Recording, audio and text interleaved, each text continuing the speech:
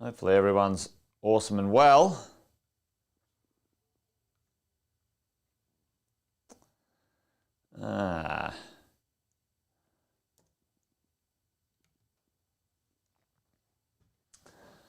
Good morning, team. Good to see everyone. Hopefully everyone's awesome. I can't see this morning, unfortunately, by the look of things. I can't see if you're on the chat, if anyone's on the chat. So give me 30 seconds. I'm just going to do something here. Let's see how we go. See if we're, I can do it another way. All right, here we go. All right, yeah, there we go. I've got a few of you guys here now. Good morning, team. Good to see everyone. Yeah, had a little bit of a moment with my technology, but there you go. Morning, Alison, and Jeff, Chad. Morning, V. How are we? Good to see everyone jumping on for the Wealth Coffee Chat this morning.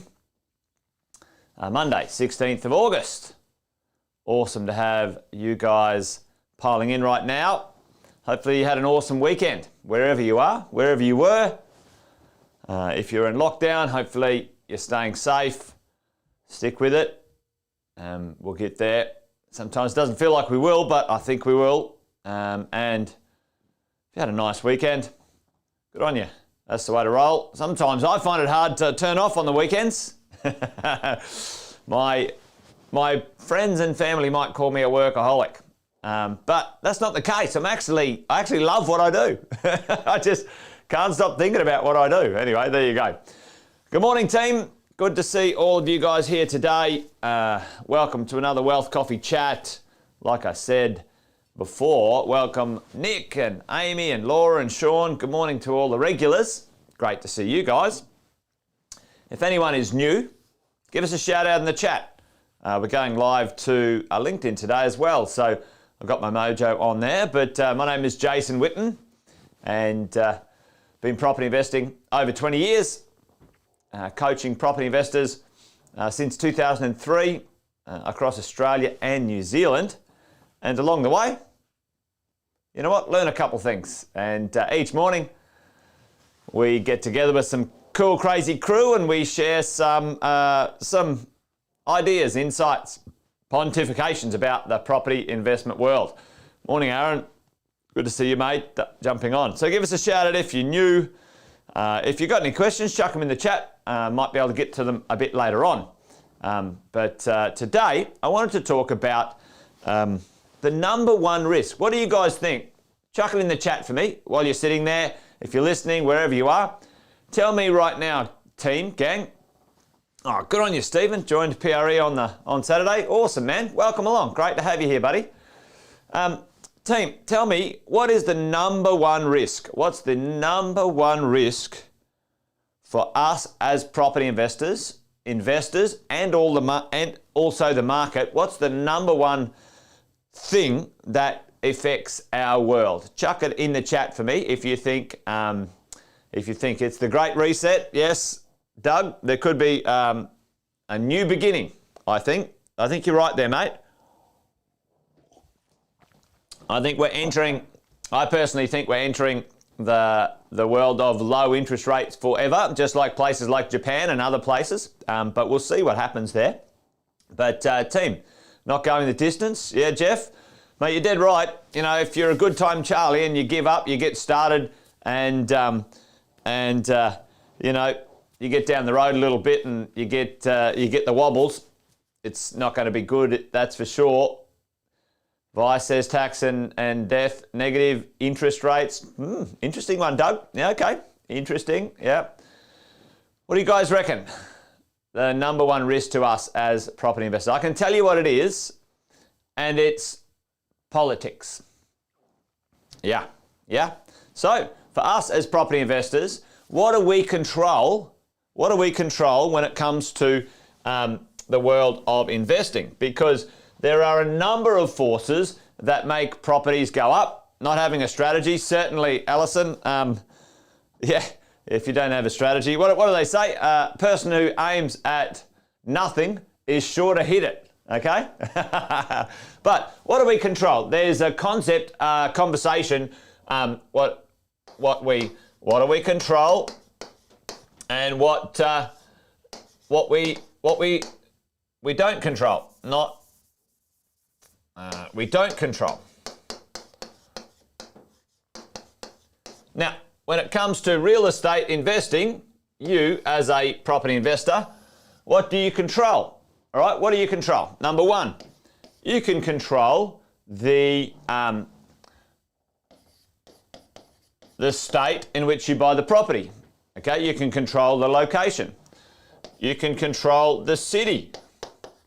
We could probably put that all up there. You can control the city, the state, the city, and the suburb.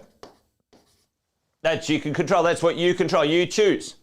You can control when you invest, how much, to a point, well, depending on your lending, how much you buy the property for, okay? You can control the type of property that you buy, okay, the type. Whether you buy a house, whether you buy a townhouse, whether you buy a unit or an apartment, okay, or you buy something else, all right? These are the things we control, okay? That's us as property investors. What don't we control, gang? Banks, yeah.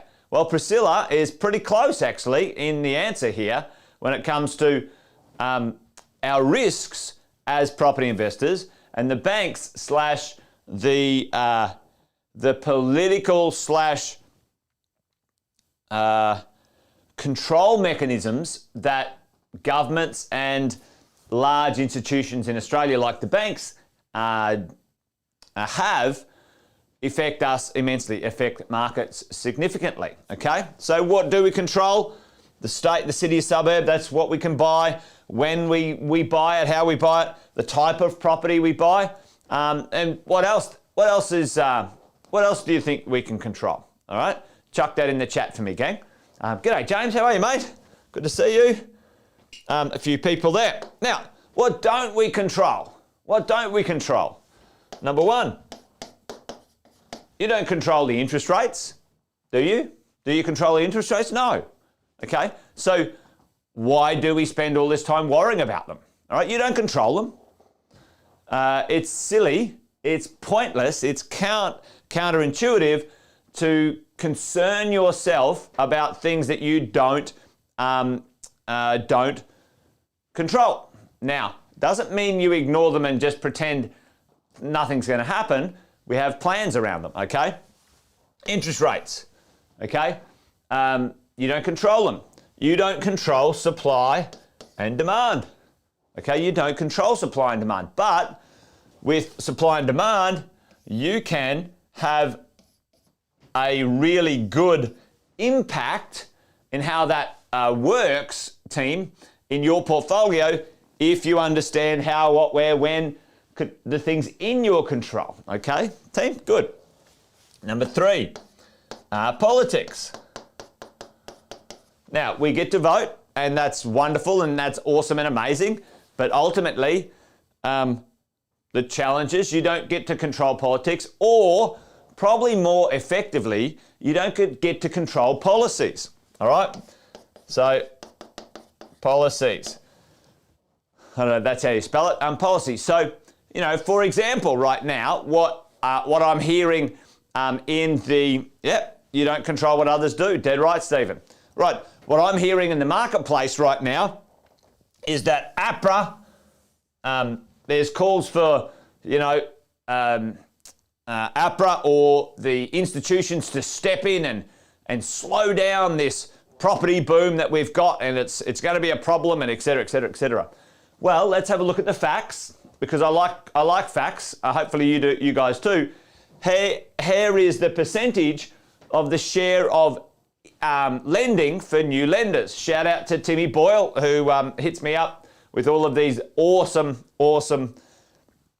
charts all the time. So you have a look at this. This is 2004. I'll put it in here because it's probably a bit difficult to see on the screen. It's a bit washed out.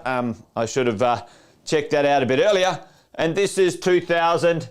this is where we are right now, 2021, okay, down this end of town. Now, anyone know what this bottom end of town here, since 2004, what our worst lending percentage share of new lending was for investors? Anyone remember what happened here? GFC, all right, the global financial crisis. The worst financial crisis the world's ever seen? No, that's over here right now, team, gang. So if you have a look at this, approximately 30% lending. Oh, it was a bit of a dodgy looking line, went up a little bit, but you get my point, team. When you look around and you have a look at, let's say, media hype or someone being sensationalist or someone trying to make something up, they go, all right, let's say something because an economist needs to say something. Team gang, have a look at the lending volumes right here. We are not even back at, as a share of new lending as investors, the lowest it was in the last 10 years. Well, actually more than 10 years, wasn't it? That's close enough to 15 or 16 years. The lowest it was at the GFC. We're not even back up as a share of lending for investors. So my point is, you don't control what goes on here. You and me don't. But when you hear rhetoric in the marketplace and you hear someone say, oh, you know, we should get the regulators back into this boom's going crazy. Well, is lending out of control? And the answer is no. For investors. Certainly, there was talk about repealing the APRA rules, but that hasn't happened, okay? And I don't think it is going to happen because interest rates went down and access to money got a bit easier for a lot of people now. There's a few little things in the winds. At the end of the day, for us as property investors, again, do we control them? No, we don't control them. So have a look at this. We're not back at crazy times. So I think that when you hear a bit of that rhetoric, I would say that's a percentage, like a percentage of somebody taking action on that, quite low in reality for me when we have a look at it. So what don't we control? We don't control the interest rates. We don't control the lending environment. We don't control supply and demand. We don't control politics and policies, all right? We don't control the infrastructure, when and where the infrastructure gets deployed in the Australian marketplace. We don't control the economy and or most impact the job rate, okay? And so on. So these are the things we don't control. What are we going to do about these things when it comes to us and our investing and our property portfolio? And it's a good question. It's one we should all make sure we have the answer to when we're rolling along. What are you going to do about your interest rates? Okay? If you're concerned about them going back up, what might you do? What might you do? You might do an equity lock. You might lock in a portion of your interest rates, okay? You might make sure your rents are up, okay? You would make sure in the beginning, when you buy the property, you do your numbers, you use the cash flow calculator as part of mentoring, you sit down with your coach and you analyze, can that property be standalone? Because who cares if the interest rates go up when you know you've got buffers in place, when you've got equity locked in, when you're cash flow positive, when you've got your tax PAYG variations all dialed and done. Okay, the only reason to fret about it is if you haven't got those things done. So get them done, all right? What do we do about it? Now, we are now controlling the things about the thing we don't control with some strategy, with some tactics, team, gang. supply and demand. Okay? Do you control supply and demand? Do you control another 1,000 properties being built in your area? Technically, no. But if you choose the right suburb, that's impossible to have another 1,000 properties built in that suburb, then you're fine, all right, aren't you? When you have a bit of a look at it. We've just done a deal in Melbourne. It's the number 2 suburb in Melbourne, and the supply in that suburb, because you can research and understand it, the supply in that suburb is nothing. And into the future, there's a concept called NIMBY. Sam talks about it all the time, not in my backyard. The NIMBY suburb, the houses are worth $2, $5, $8, $10 million in the surrounding area. From a development point of view, from a supply point of view, it's not going to happen. So can you control supply and demand? No. But can you control the suburb and the state and the city you invest in? Yes. So that's how you can pick the right spot when it comes to those things. Politics and policies. Again, this is where we have a think about, all right, what can happen? And we've heard this one before. Negative gearing gets taken away. Capital gains tax gets eliminated. Something changes in super, whatever it might be. These are very possible. Now, do a scenario. Do something as an investor. Run some numbers based on, all right, what happens if negative gearing goes away? Well, I get to put my rents up. I've got a really good buffer. So in the meantime, if it takes 6 or 12 months to adjust the 1% I'm not getting now from my tax back, to add that 1% on the rent, because the cost will get passed on. If that happens, team, gang, it's going to happen. My buffer's fine. I've got plenty of buffer. I'm fine. So you've got a strategy if that happens. What happens if, they change capital gains tax? Well, team, we're not going to bloody sell anyway, are we? All right? And who cares? Right? We all know, you guys know, there's 3 we get access to, but there's 4 ways to have capital gains tax-free real estate. You guys know those ones. Infrastructure, okay? We can research this, okay? The economy and jobs, we don't get to control those things and how they affect our property portfolio, but you guys know this. Again, the type of property and the location where you buy it, is that area affluent? Does it have good jobs, high incomes, high affluent scores when we do our research? So you don't control these directly, but you can control how these affect your property portfolio by knowing how to buy, where to buy, when to buy, what to buy. Hopefully everyone's getting the gist of it today. All right. So gang, hopefully that makes sense. There are things you do control, and the things you don't control, make sure we focus on understanding and learning and getting great at understanding how these things we control can minimize or sometimes even make irrelevant these things that can affect property prices and the marketplace, so we can have a better experience, go the distance, end up with the wealth that we want with our property portfolio. All right? Minimize it. Yep, absolutely, Alison. Alison, good shout out. Where's your 6-star team? There are 6 key people who will help you manage this over the next 15 or 20 years building your property portfolio. And, as I always say, this thing's a marathon team, not a sprint.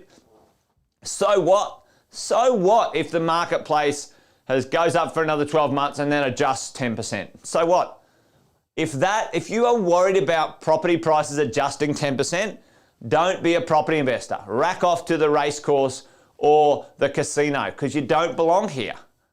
Property is slow.